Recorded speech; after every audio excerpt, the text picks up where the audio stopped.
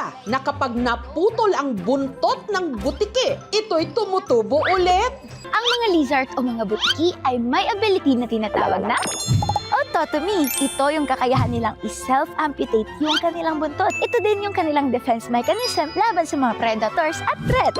Ang halamang makahiya, totoo rin bang nahihiya? Kaya tumitiklop kapag nahawakan? Ang totoo, walang emosyon ang mga halaman.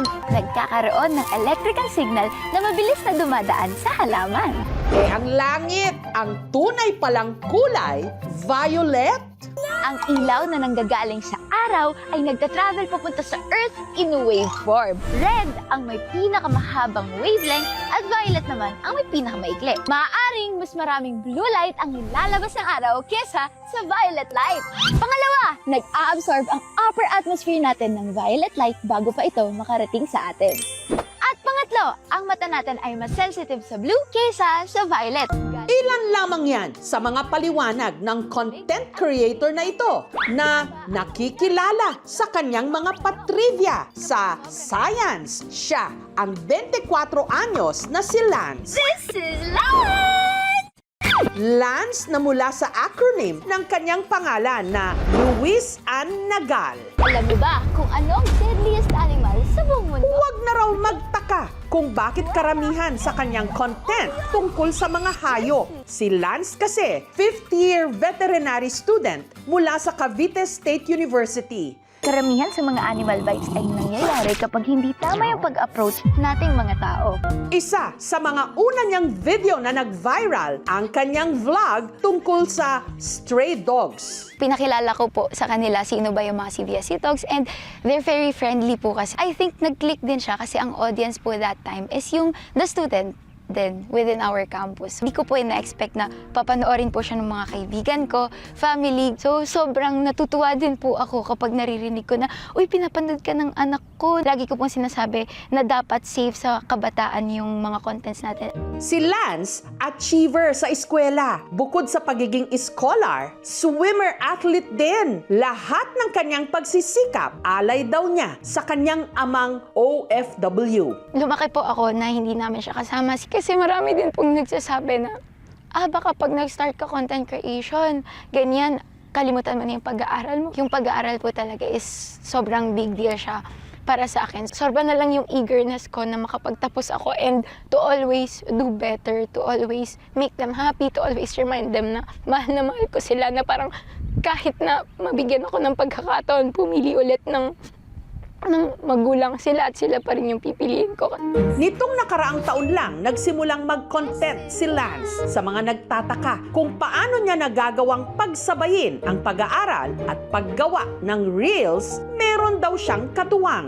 Walang iba kundi ang content creator din na si Chris Emmanuel o mas kilala bilang Keds Art na kanyang boyfriend. Behind Lance success is Keds Art po, and siya po yung nagturo sa akin kung paano mag-edit, paano lahat yung processes, step by step ng content creation. Content creator po talaga ako before. Sobrang halaga po talaga na educational content ngayon. Kasi yun nga po, sobrang kalat ngayon ng misinformation. Naisip po namin, what if isa kami sa mga magkalat ng mga totoong bagay? At dahil bawal mamali sa kanyang mga patrivia, mabusisi raw si Lance pagdating sa fact-checking. Partially, may alam po na ako dun sa sagot.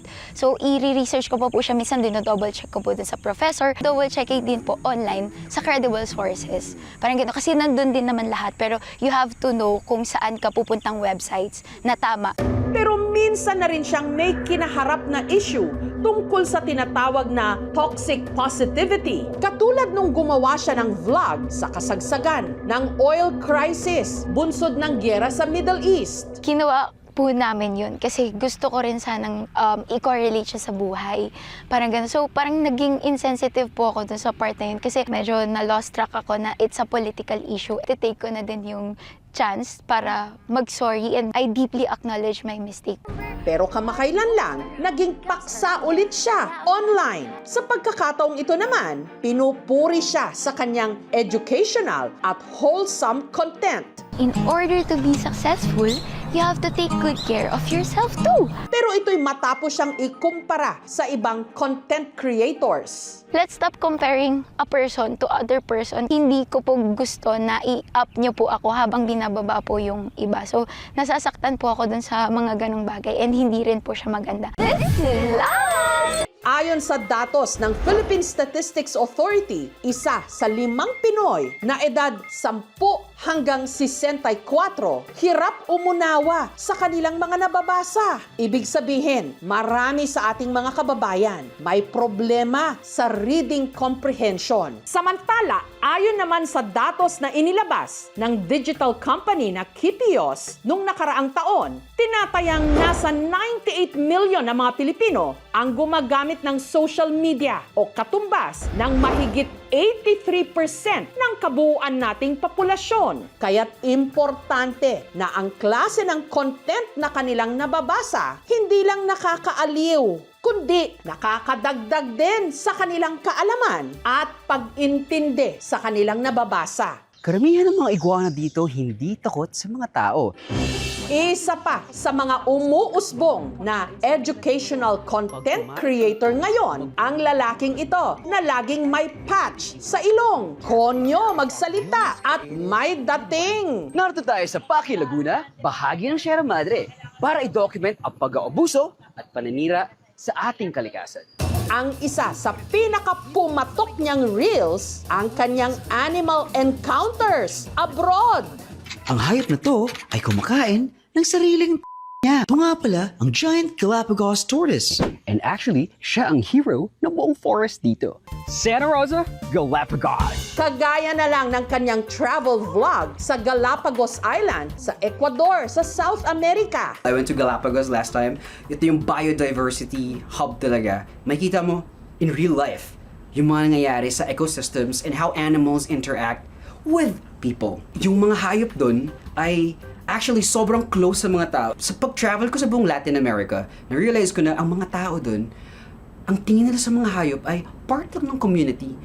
Dito, nag-ala Kuya Kim siya sa pagbibigay ng trivia tungkol sa tortoises, Sila ang pinaka-importanting gardener ng island. mga iguana, Look at this. I can get this close. Dito sa mga estero na to, palingoy-langoy lang sila nang walang pakialam sa mga tao. at sea lions na malayang nakakalangoy doon sa mga estero. Dito sa Galapagos, hindi takot sa tao ang mga hayop. Pagkus, ang mga tao ang takot sa mga hayop. Bakit nga ba? Well, nangangagat yung mga yan. Kung akala ng iba, estudyante pa siya, sa totoo lang daw, siya'y 30 na. Siya si Lark Andrew o Larkington sa kanyang followers. BS Chemistry graduate ng University of the Philippines sa Diliman. Ang niche ko is science and history with a bit traveling around the world. More on science kasi isa akong scientist. Sa active volcano pa rin ito.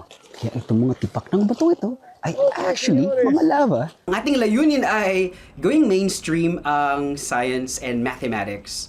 These days kasi hindi na masyadong visible sa and available sa mga kabataan itong science and STEM subjects. Pampaco Park ay dating sementeryo ng mga mayayamang Kastila noong mga panahon yun. Mahalaga rin mag-travel sa loob ng Pilipinas. Ang goal ko is ma-compare how Philippine sphere compares to the world. Kasi ibang bansa, nature and progress, they work together. Sa atin, progress-focused tayo, which is sad to see para sa akin. Noon pa man, hilig na raw ni Lark ang science. Suki nga raw siya dati sa mga quiz bee. Nung high school ako, sobrang bida-bida ako noon, genius, tapos introvert. Ano mga typical mga nerd ng mga araw talaga. Top! Lagi! At wag ka, kabisado rin daw niya ang scientific names ng mga bagay, prutas at hayop. Pasample nga, Lark. Bigas o Rhiza sativa. Tapos yung mga papaya niya na, Carica papaya. Pterocarpus indicus, yung mga nara natin. Gallus domesticus, manok. My most interesting topics always start with a curiosity. Hindi pwedeng you just produce content. So ang role namin ngayon is ma-transform ang napakahirap na context papunta sa more digestible and fast-paced na form na mas madaling makuha, lalo ng kabataan. Para sa mga nagtatanong kung bakit may twang at panay English si Lark sa kanyang vlogs, online English tutor daw kasi siya para sa Russian students. Kindergarten teacher ako sa mga bata na hindi pa marunong magsalita ng English. Pagkakausap ka ng mga bata, kailangan tunod cartoon ka. Eh yung iyong nose patch, para saan ba yan, Lark? Nag-start siya as a practical and medical purpose talaga. Ginagay ko dito, for fun na lang talaga. Dahil din sa kanyang viral post, may brands na rin na nakikipag-collab daw sa kanya. Eh Lark, wala ka bang balak mag-artista? I've been offered to host several shows, but I'm still weighing my options right now. Kasi ang ultimate goal ko, mabalik ang 90s na mga shows natin on TV. Ngayon, alam mo na. Para sa mga kabataan, focus lang tayo sa pag-aral. Pag nandiyan ang curiosity mo, mas marami kang bagay na matutuklasan. Alam mo ba na ang pinakamalaking bulaklak sa mundo ay matatagpuan din sa Pilipinas? Ito ay ang Rafflesia arnoldi. Sana ma-inspire din po yung ibang tao na mag-educational content. Kasi mas maganda na mapanood din natin on social media. May matututunan tayo, may makukuha tayo. Doom scrolling ang tawag sa one-to-sawa niyong pagtitig sa inyong social media accounts. Brain rot naman ang epekto nito. Humihina ang utak, pati na ng inyong attention, concentration, at critical thinking o analysis. Kapag nakuha mo yung mga gusto mo, it is God's direction. Pero kapag hindi mo nakuha yung mga gusto mo, it is God's protection. Pero kapag ang pinanood nyo o tinutukan, makabuluhang mga impormasyon, Hindi tayo against sa progress at pag-unlad. Subalit at the cost of our kalikasan and kasaysayan, marahil kailangan pagpag-isipan. basta't hindi peke, mahahasa ang utak at matututo at hindi titigil na matuto. God bless you!